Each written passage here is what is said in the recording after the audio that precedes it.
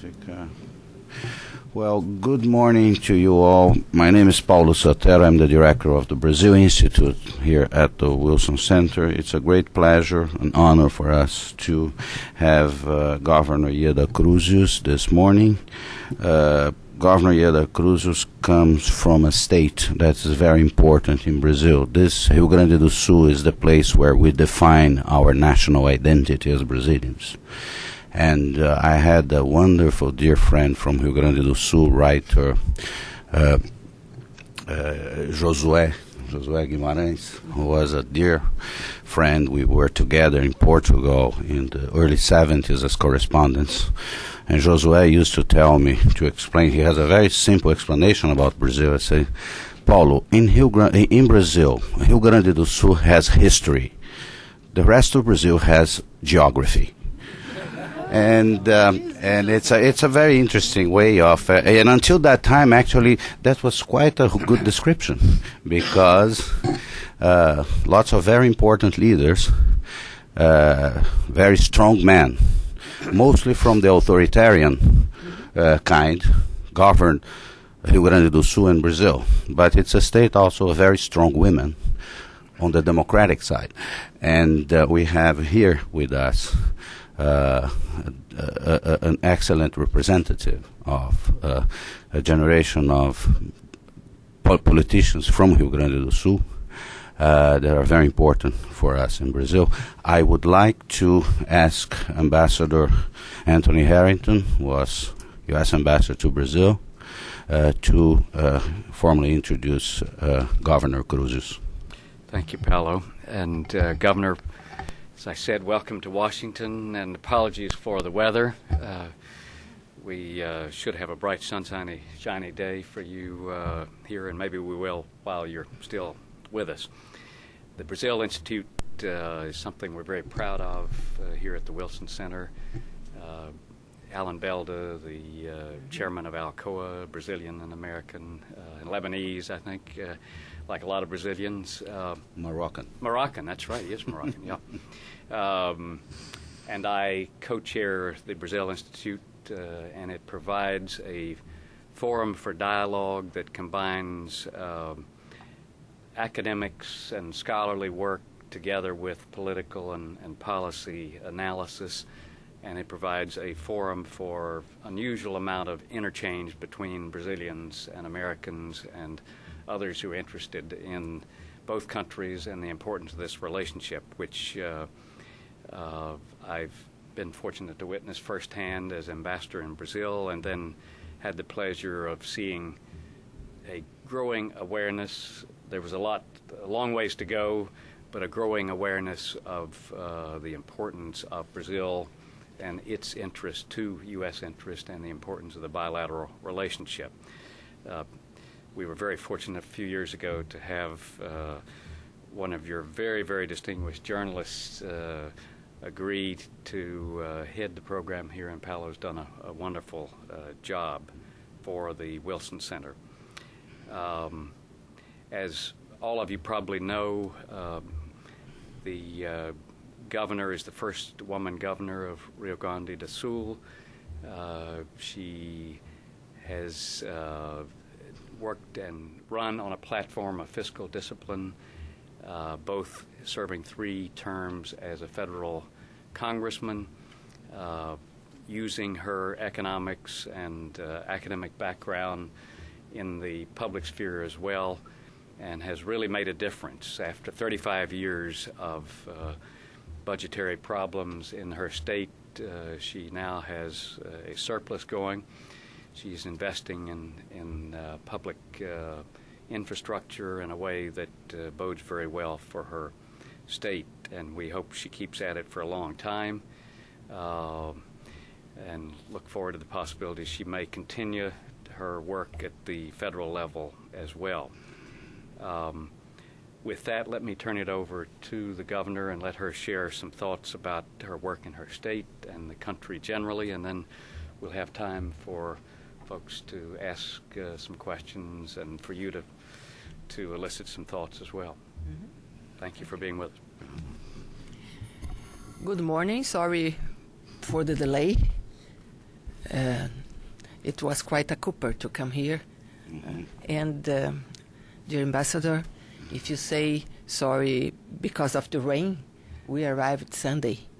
And Sunday we went to those spectacular cherry bloomings that Washington is known by having just at this time. So thank you for the cherry bloomings. And dear Paulo Sotero, I'm really pleased to be here. The Institute, the Brazilian Institute, and the Wilson Center is well known for us. I spent most part of my professional life in the university as an academic economist, as the dean for the Faculty of Economics, and I decided to change my public function when, at the end of the 1980s,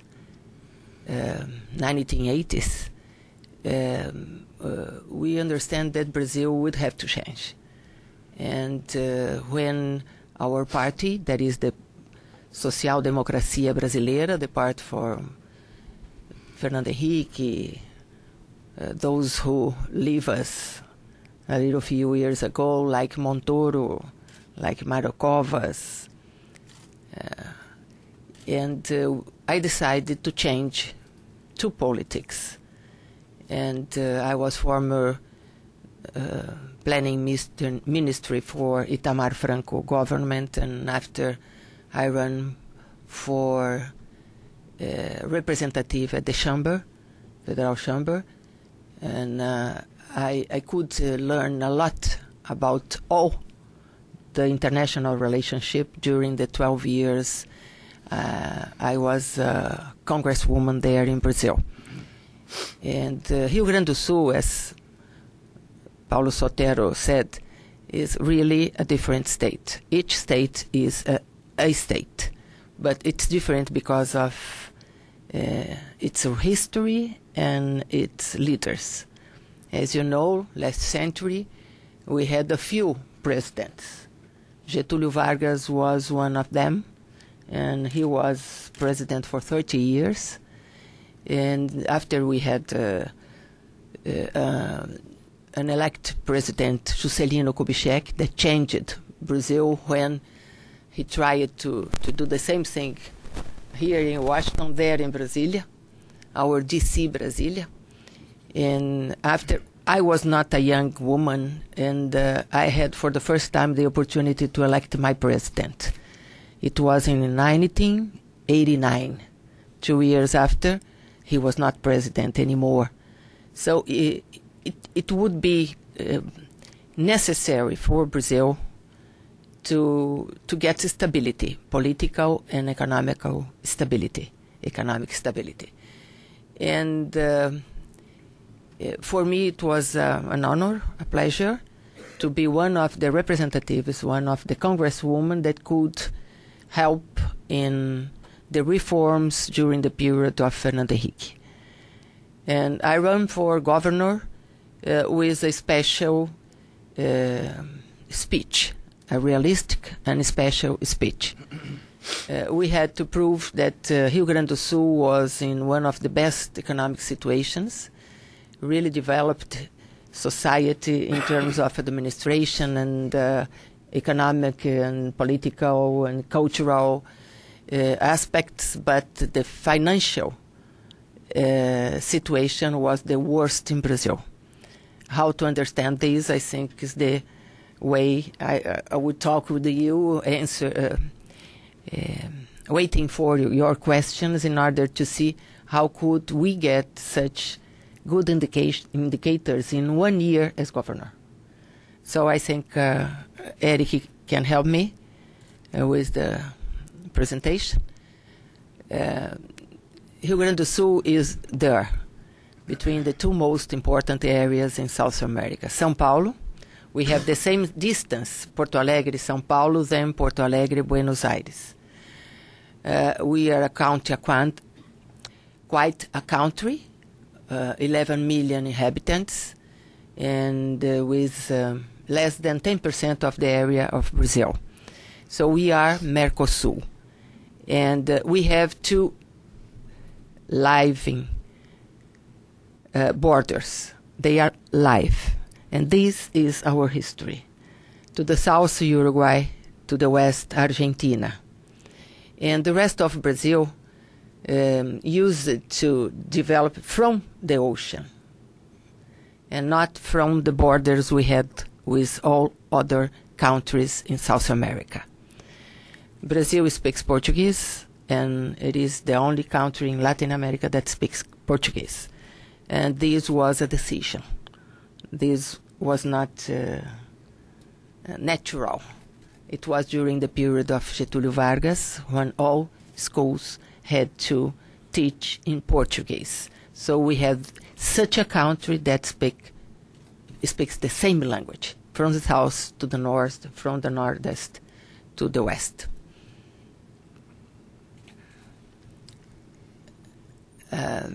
Here,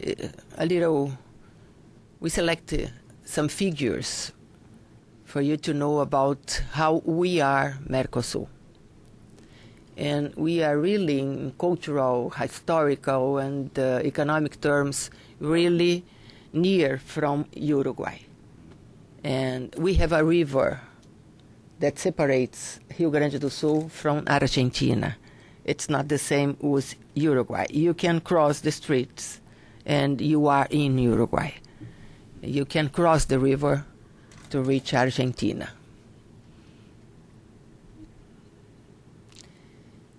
And we are located in the southern part of Brazil.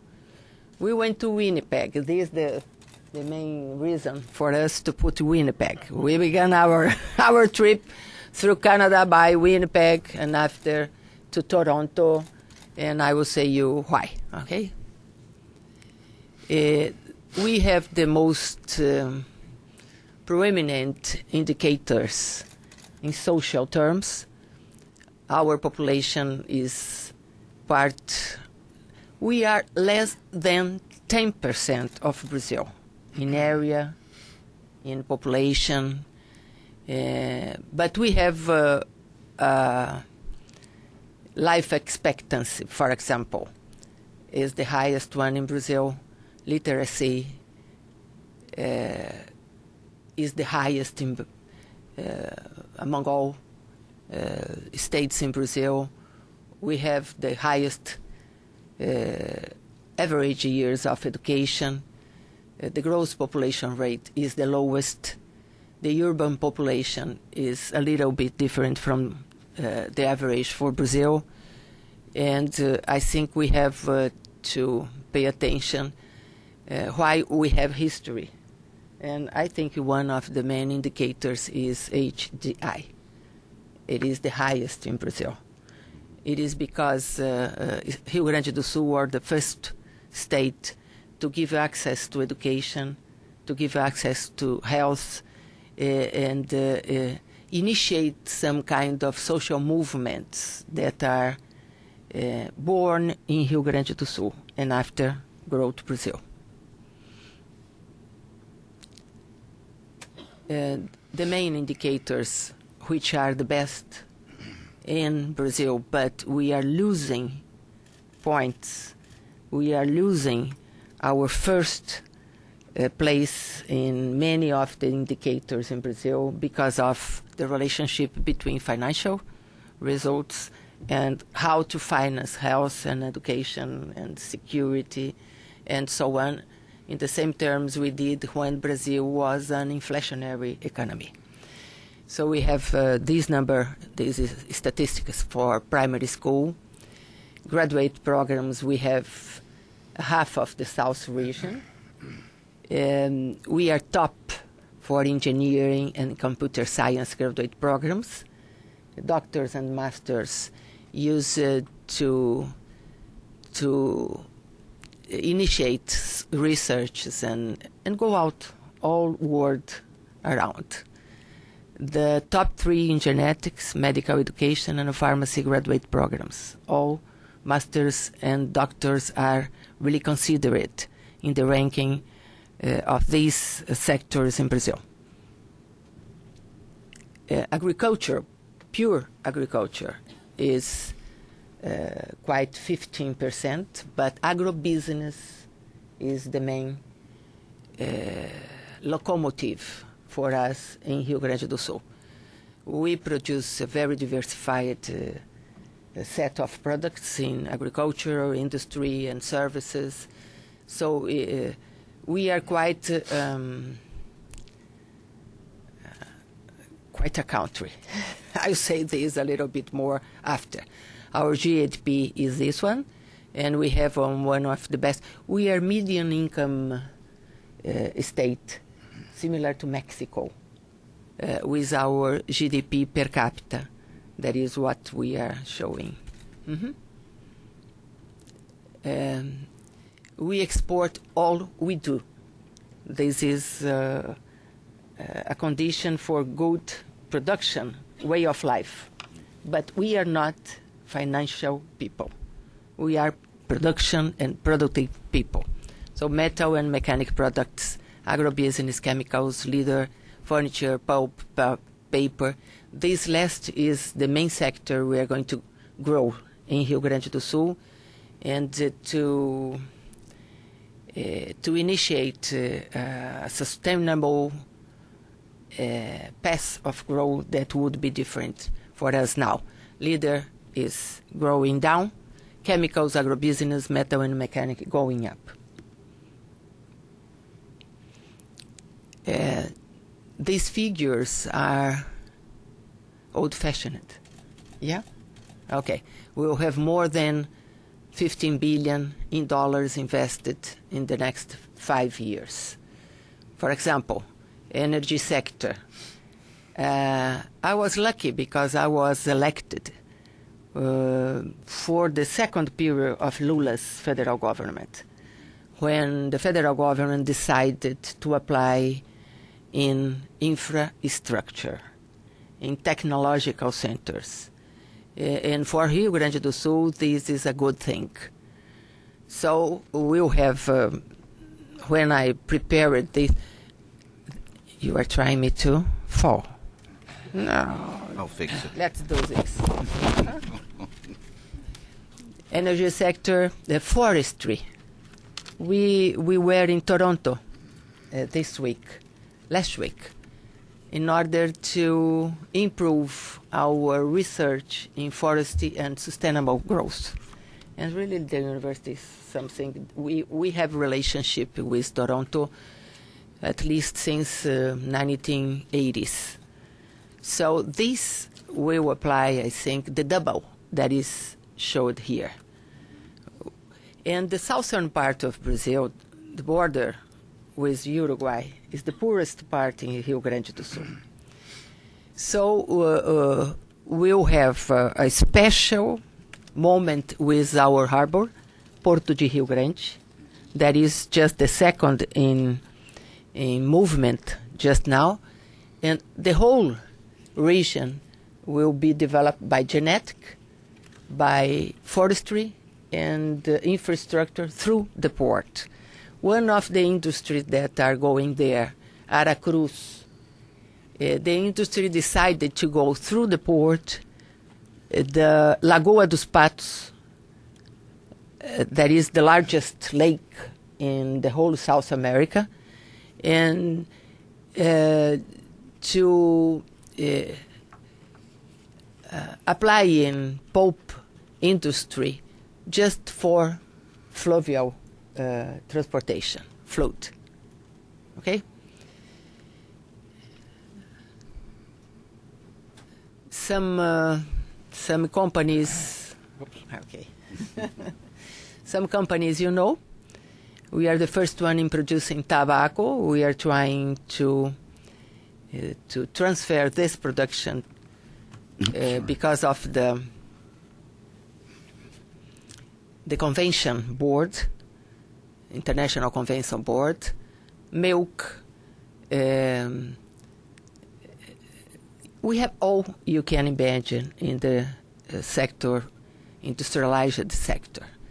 And we are beginning a new cycle of production in meat, all kinds of meat, in milk and all kinds of its derivative. And in the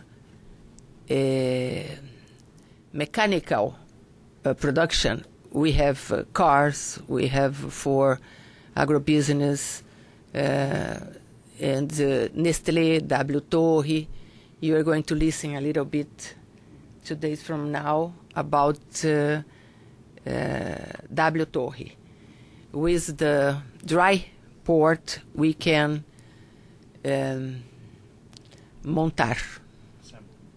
assemble those big towers for Petrobras and 2 navios. Ships in one platform. Yeah, we are able to do all these things together. 2 ships and 1 plataforma of Petrobras that are giant investments. So W. Torre is our investor for this new sector that is growing in such a speed that we can talk a little bit about it, okay? Some players we have there, and the international players, the global players, used to choose Rio Grande do Sul for their research and development sectors. It's not so only to produce, but to research there in Rio Grande do Sul. If you want something more than this, we could speak a little about after. One of the main reasons, because I have to explain this. We have 2 main football or soccer teams, Grêmio and Inter. Why we are choosing this to tell you that we have history? Because there in Rio Grande do Sul, all the things, political opinion, are 50-50. Sometimes we Grêmio win, 51-49. Sometimes they win.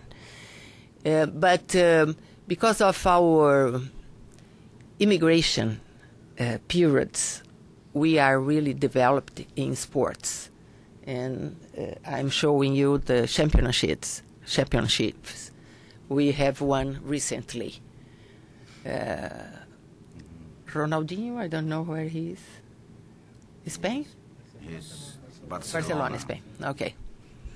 And before he was Ronaldinho, he was Ronaldinho Gaúcho. Ronaldinho Gaúcho, because of Ronaldo that is declining in professional terms. Yeah.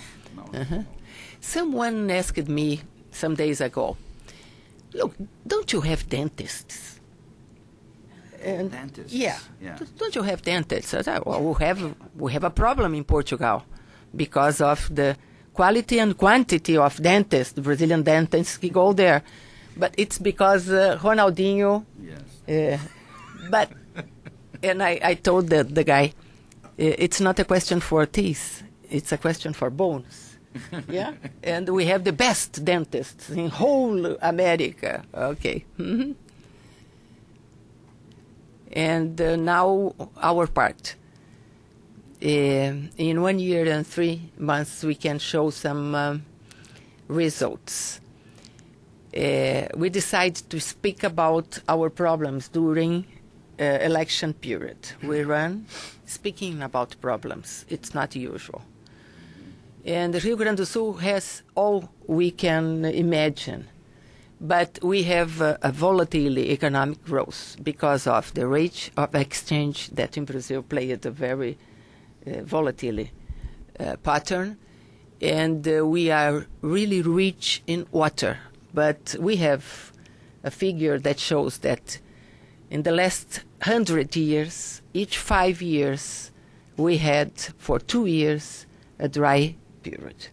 And as agribusiness calls for all, we had, for example, in 2 years from now, we decline in our GDP more than during the period for Collor Plan. That was the most significant decline in Brazil, the largest recession we had. So when we have dry periods, we decline because of agricultural losses. We don't have money to invest yet. We are beginning our return to governmental investment and to try PPPs, that are the public-private partnership we're trying to arrange for this year. Because of these and other things, decreasing competitiveness, deterioration for our social indicators, and 30 years, more than 30 years, of fiscal deficit.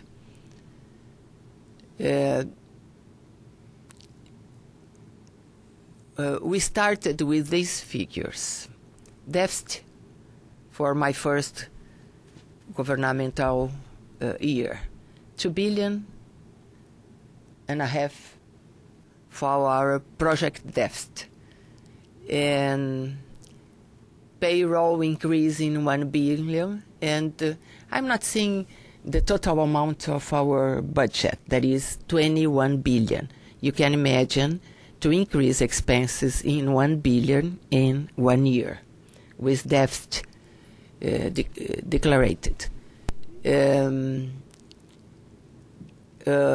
Our debt with suppliers was such a figure, quite 2 billions, and our total debt that now we are trying to restructure with a loan from the World Bank, that will be the first loan of this kind in the whole history of the bank, the World Bank. Let's see the results. And with our fiscal measures, we will get, I think, this year equilibrium, and for the next years sustainability. Okay? You can see how it fluctuates, something difficult to plan. And it's linked to our impossibility to invest as a government. Okay? And this is old-fashioned. We can get better results because of our first year. We will have equilibrium in 209. And surplus after this. We decided to innovate, putting together and in a transversal way all our goals: sustainable economic development, social development, and public management and finance. And these three axes for government are linked through structural programs. Eu creio que você pode falar um pouquinho agora por causa da minha garganta.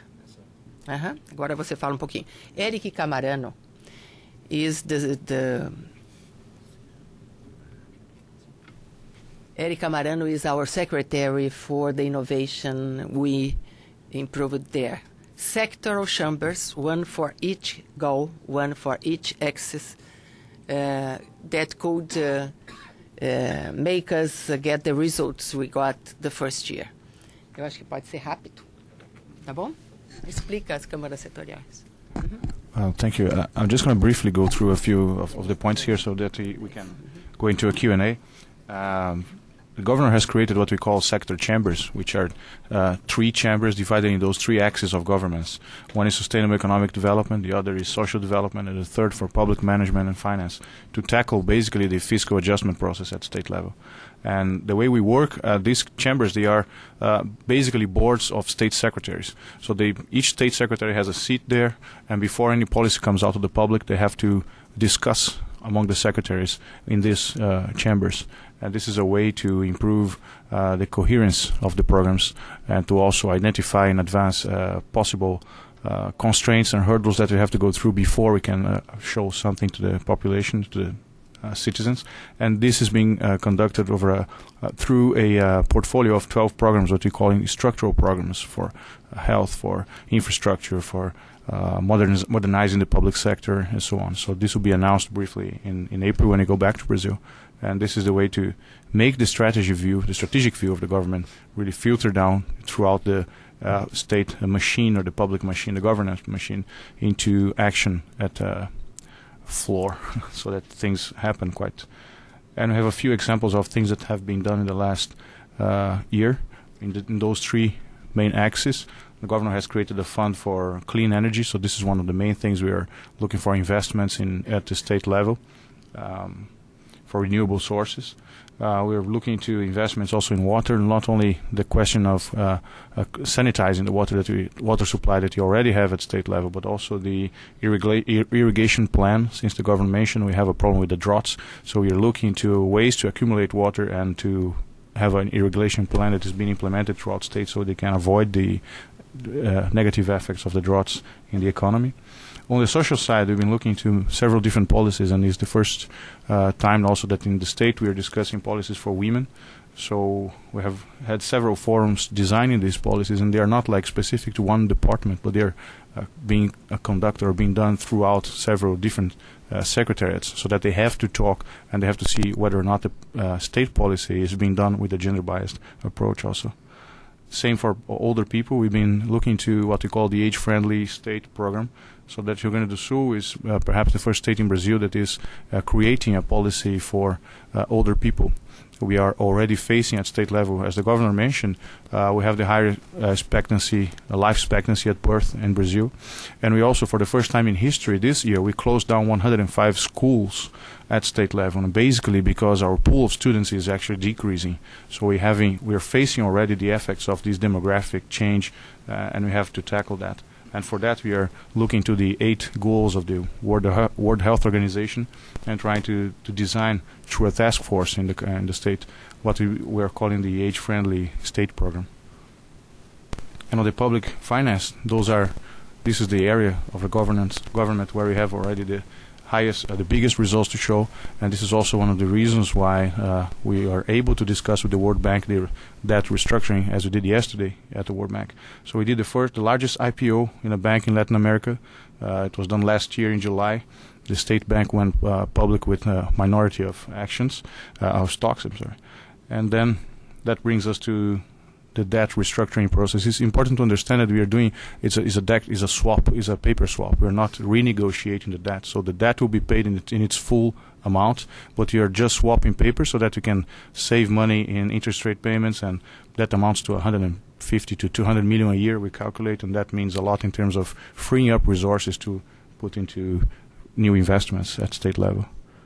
And because of that, here we are. It was a very strong first year. The governor has, through a very strong leadership, implemented severe measures, and it's the first time that we are able at the state to not only to fulfill all the goals that the federal government has set. They have what they call PAF, is a plan for fiscal adjustment in all states, and the federal Treasury Department, they set the goals, and usually Rio Grande do Sul was not able to reach the targets, to meet the targets.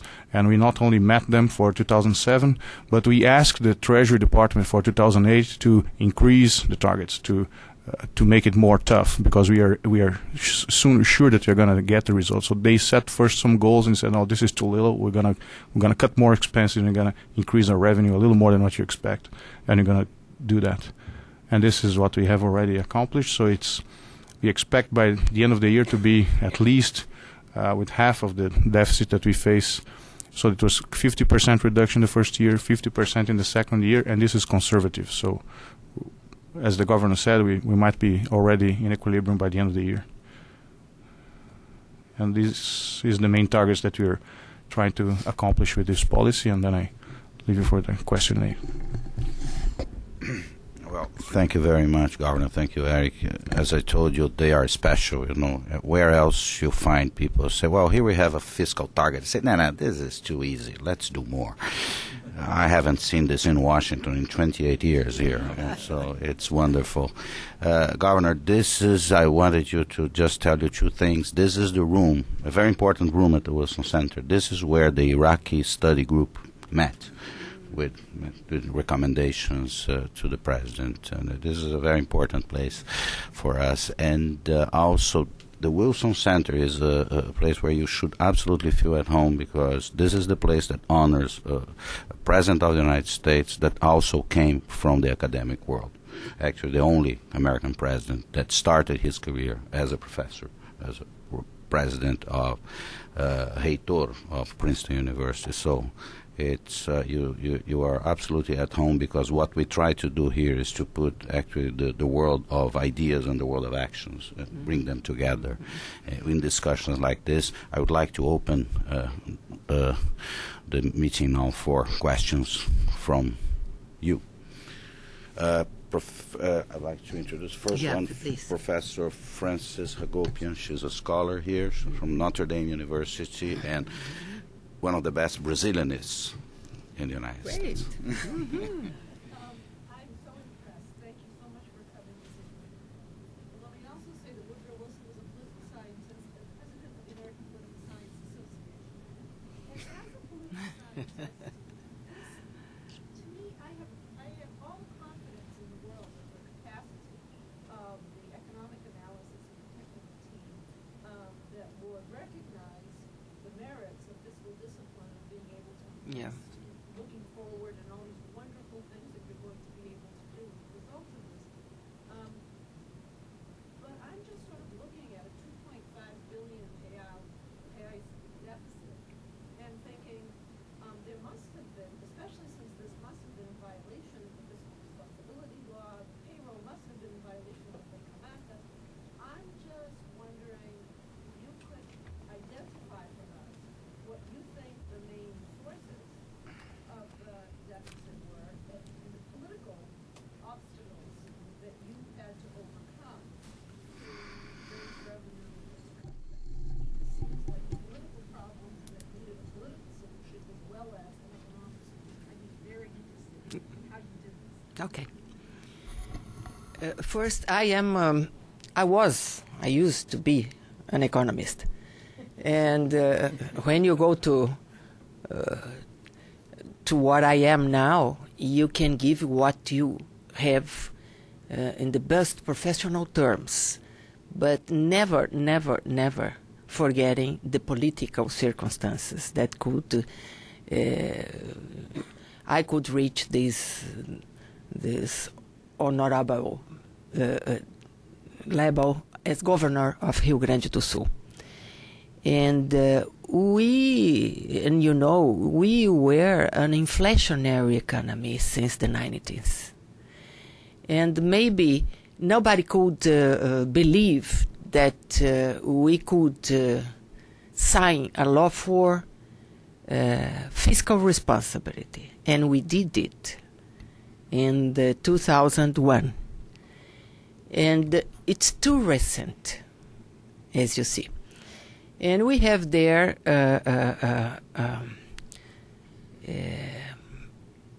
a group of institutions that would be responsible to watch if municipalities, states, and the federal government were performance as the law says it has to be performed.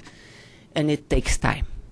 Our tribunals, they weren't prepared at that time. And you can understand as a Brazilianist and a well-known Brazilianist that Rio Grande do Sul is in such situation, not because it is our reality to do wrong things with public finances. It's not the case. It is a structural situation where in Rio Grande do Sul, the main attributes we have there that we are proud about them, I think are a definition why we have deficits. First of all, we export all we do, and exports do not pay taxes. There was a law named Lei Candir, and the federal government would be responsible to return to the states the taxes they do not cover. And the federal government did not do this. So we don't have revenues because of exportations. It's good to export. It's bad for our financial results. Second, there is a value there. It's good to be small. And small business were in the frontier, associating sectors, initiating new process, and so on. But there are special law for them, and they do not pay quite revenues, taxes. So the burden is too heavy for the others. And they do not accept rises in taxes. And I lost my entire plan at the end of last year because of this. So I had to adjust in a very stronger way. It's not because we are bad, it's because we are good that we are in such a fiscal situation. But there are room enough to adjust. And it was what we talk with population running election, and it is what we are doing, step by step of our plan. We need a tax reform, a national change in taxes structure, because I think a half of what is collected in Rio Grande do Sul goes to Brasilia and doesn't return. So it's a burden for us. It's a real burden for us. And when Gaúchos decide, they do. So we cut 30% of our current expenditures in 1 year through contractualization. Does this term exist? Contractualization? Or I would say, like Fernando Henrique in London, the things are degringolating. Outsourcing. Outsourcing. I think it's not outsourcing because it's like when you Terceirização. targets, the government with the secretaries. Well, let's get it easier. Okay. Each secretary had to set with my staff, and each line of his or her budget was analyzed. Mm-hmm. You have to cut here, how to do, close these programs, initiate these programs, and so on. And the results were 30% less expenditure. You bring in the contractors to agree with those fiscal targets. My secretariats. Okay? And the same we did with our fornecedores. Suppliers, yeah. Something I will lose my words and I will ask you. And during last year, they knew that we were preparing a realistic budget. And we did this. And we offered to our parliament, state parliament, the realistic budget with deficit. And it's not possible. So I was obliged to say that we are going to raise revenues in such a way that it will be impossible to do. So I am negotiating with suppliers, with civil servants, and so on. And from where it had been possible in the past to cover deficits, it's because loans that didn't appear, delays in payments, and such instruments that are not instruments for a fiscal discipline that we have in law in Brazil. And I decided to apply the law. So at the first month, I said, what enters can get out. I will pay what I have. And during one whole year, it was necessary for our government to delay wages, to delay the payment of the bill. And no riots, no population understood. So I think this is, I showed the instruments that were applied before, and population doesn't like this. Society doesn't accept this. So it's hard, but I have support for this. And we have to change some special jeitinhos. That is, the tribunal says, you are okay. The law of fiscal responsibility, you are following the law. No, we are not following the law. We pay 70% of our expenses are wage bill, and 52 of the expenses are for retirement, civil and military servants. It's completely out of order. So we initiate that program for our state bank in order to create a fund for pay retired people, not from taxes, but from a financial fund, and so on. Could you have yes, please. I have a question. Do you have any relations with Russian Federation?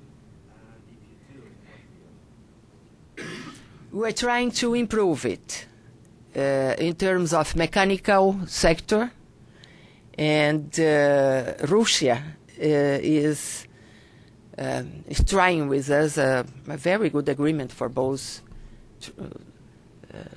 changing meat, changing meat for mechanical products.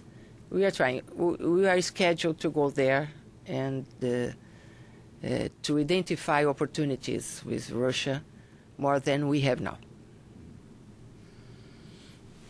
Mauricio. Hello, good morning. My name is Mauricio. I have actually two questions. First of all, we know that the retirement payroll is critical to face the deficit. So we want to know exactly what are you working on political and economic side on that. And the second question is there are two other states in Brazil that went to a very tough fiscal adjustment, São Paulo and Minas Gerais, also run by the same party. What lessons have you learned from that process and what applied for Rio Grande? As they did before, and they gave us a model, and we can perform faster and better. We are following São Paulo and Minas. We are coming a little delayed, but this is the model.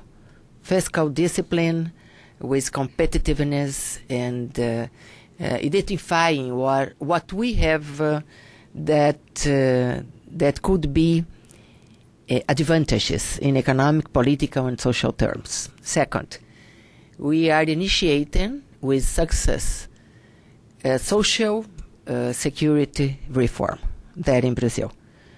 Maybe we're going to be the first state that could initiate a complementary regime for private, for not private. Our contributions, the contributions that come from civil and military servants, and the contribution from government are separated and constitute a fund, a financial fund to pay each of the next servants that could be contract for us. I think we are going to be the first state to get this. As always in Rio Grande do Sul, for good and for bad, we are the first. Governor, you mentioned that you have a structural deficit that you inherited. Infrastructure would be one of them. How much you're spending in infrastructure and what type of infrastructure you're doing? As governmental investment, zero. We have a participation in one kind of contribution federal government have. So it's just a little, and we need partnerships. We are trying with World Bank, for example. The main sources of our deficit are retired people. We just began this structural change. Debt, and World Bank will will contract with us $1 billion in 2 tranches in order to pay less and to pay better, to change assets that are in our total amount of debt. And the third is a law for public-private partnership. This is the way, and there are a lot of good projects that are beginning to be contracted. But what kind? Roads, port, airport, rail system. We don't have quite a rail system after privatization. We need, and one thing that is important is those investors, those who bought our Banrisul in our IPO, they are investors for infrastructure, and we are trying to approximate our projects with their offers and demands.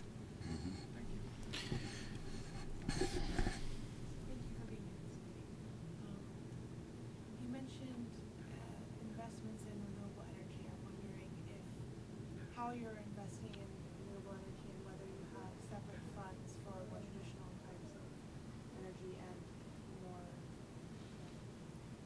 green energy. Mm-hmm.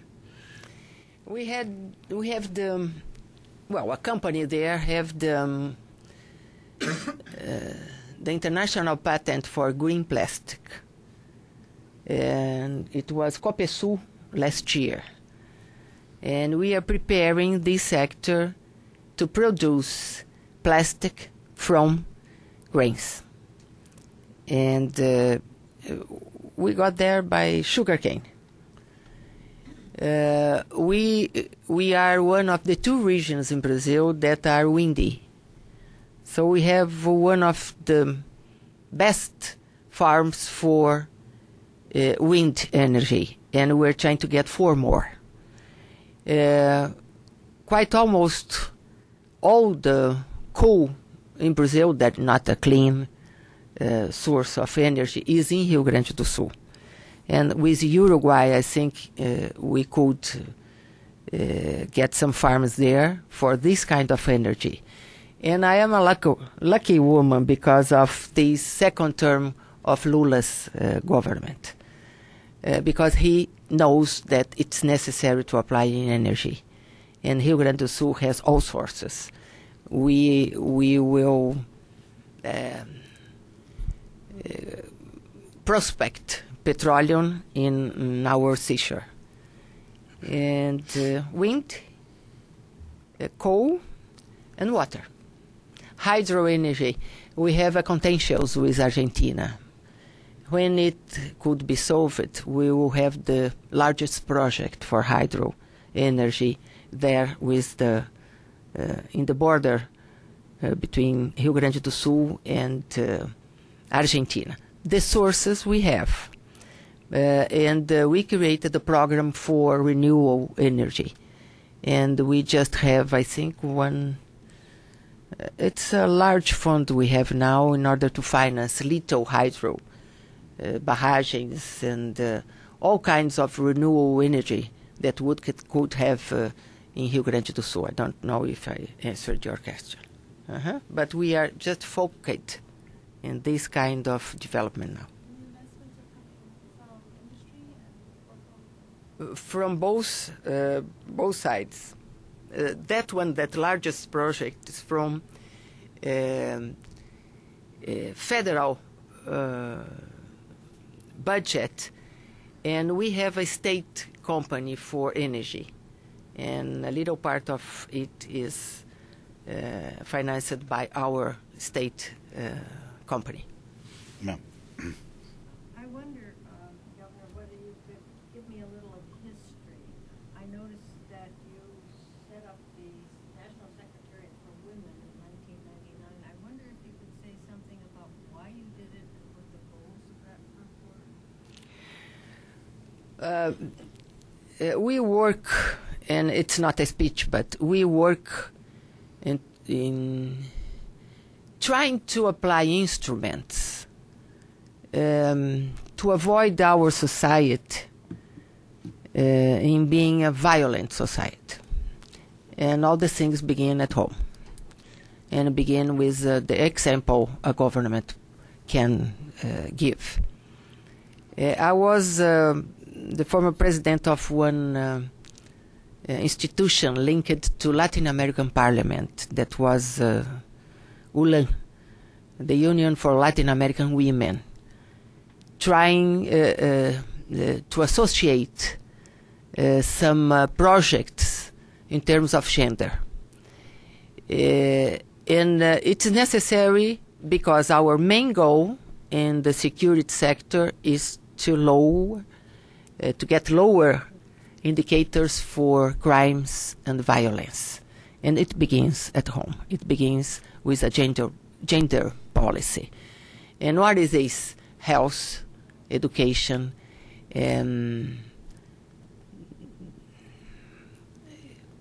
enfim, assistência social, eu nunca me lembro dessa expressão. All kinds of social care. We have a program there, a very special program, that is first childhood program. You identify the pregnant, and you send groups there in order to follow her pregnancy and the child until 5 years old. So it's the beginning. So you can, through these groups, you can go in a house and see the situation. And one of my first committees in our government was how to prevent violence with these groups. So you can go in, you'll be legitimate. They want you in, and you can work all the conditions that generate violence. Housing, yes, the youth that is not in school. So you, in a transversal way of thinking, the politics for gender initiates all. Were you trying to increase the number of women representatives and deputies, or was that? How was it? Okay. We had this law. The parties do not apply this law. So it's a question of culture. We try it. And our law was at the beginning 25% of each gender to run for election. And after 30% of each gender. I would like to be a Sweden, you know, because it's each gender. There are more women in parliaments than men. And it's the beginning, but it's a question of cultural behavior inside the parties. Our party is one of, I think is the first or second electing parliamentary women. So we try to apply in our relationship, partisan relationship, this law. But it's not followed. I can tell you just a little history. At the beginning of that period after 1999, we formed in our Congress the group of women, Congress women, Bancada Feminina. And we went to our Tribunal Electoral and asked the president, please, you have to say on TV network that this law exists. And he said, I can't do this. I would be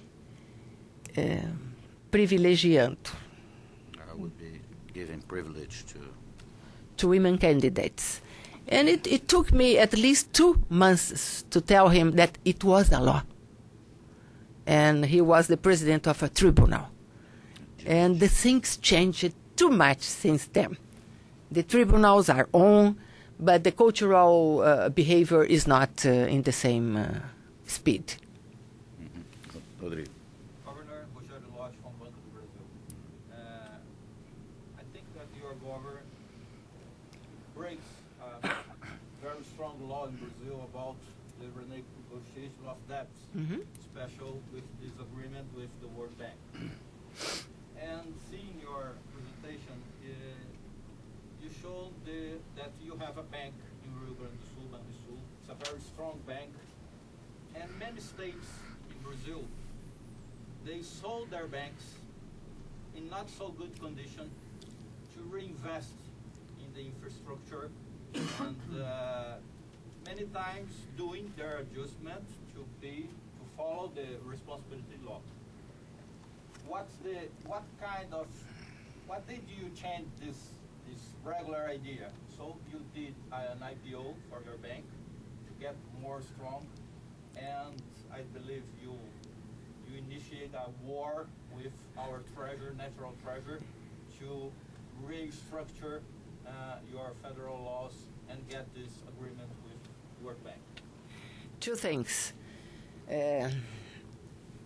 Banrisul was the principal instrument I had to initiate the fiscal adjustment, because we are owners. Banrisul is ours. And Dublin, with this IPO, I could get more than 1.5 billion reais to initiate my retirement people fund. This was an instrument. The first time I went to Brasilia, the president of Banco do Brasil called me and said, I want to buy Banrisul. And I said to him, well, maybe 3 years from now, because Banrisul will have 4 times the value it has now. So I could sell you if the population agree, because it's necessary in Rio Grande do Sul to initiate a privatization of any state company to have a, como é que eu vou dizer? Referendum? Referendum. We are different. I cannot sell Banrisul. So it is an instrument I have, and an instrument when it would be good to sell, I would ask by referendum the whole population of Rio Grande do Sul. Because 50% and 50%. This is how we are. And to get 1% more is a real challenging issue, you see. And it's not now the way. Maybe in the future, not for my government, but for the next. Well, I would like to ask one final question, and once a journalist, always a journalist. I wanted to reflect a little bit on the national scene in Brazil. You are the governor of a state that was governed by the Workers' Party for a number of years. As you explained, the situation that you encounter, and that's what I understood, was a structural problem. There was nothing particular to do with the management that came before. But, we are now months away from a very important municipal elections in Brazil. Personally, as one person in Washington has in charge of trying to explain Brazil in its complexity to Americans, I always tell people that I see the presidencies of Lula and Cardoso as continuations. Actually, I'm probably one of the few Brazilians that has pictures of both on my wall there, signed by them, because I see Brazil as a country, continuity is our strength.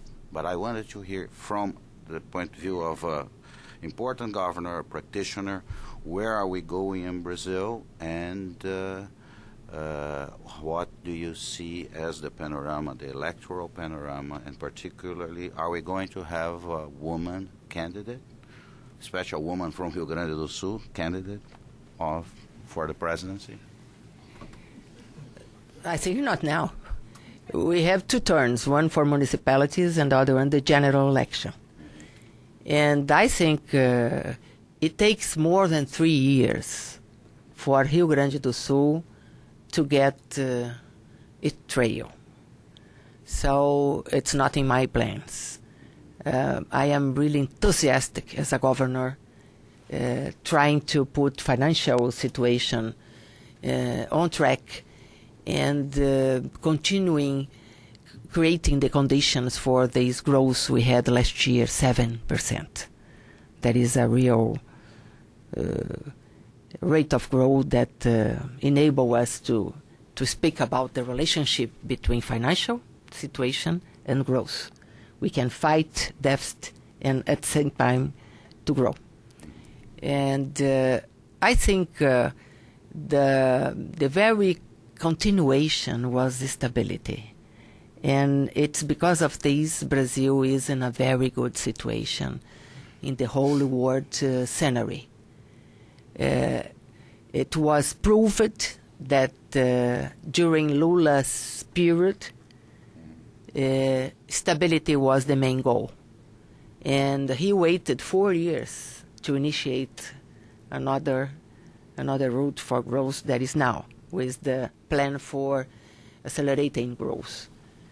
And in all the movements I see here in US, in China, in Europe, I think some developing countries are in a very good situation, and Brazil is one of them.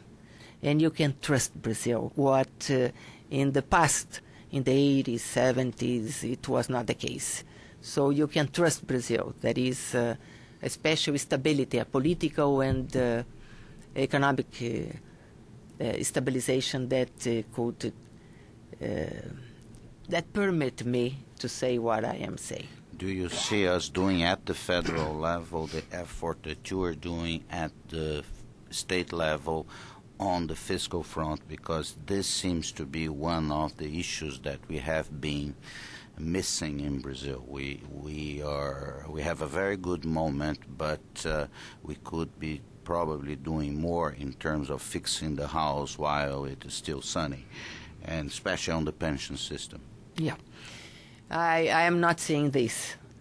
The federal government has a very strong surplus, and it's not the case for my state. I have a deficit, the opposite situation.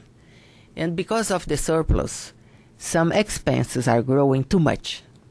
And the same kind of social security reform we are trying there, the federal government is trying in our Congress. Maybe if you can do first, we would help Brazil getting its social security reform. But expenses are growing too much. We could do better if we put limits to some expenditures that are not sustainable. Sustainable is a plan for accelerating growth. This is sustainable.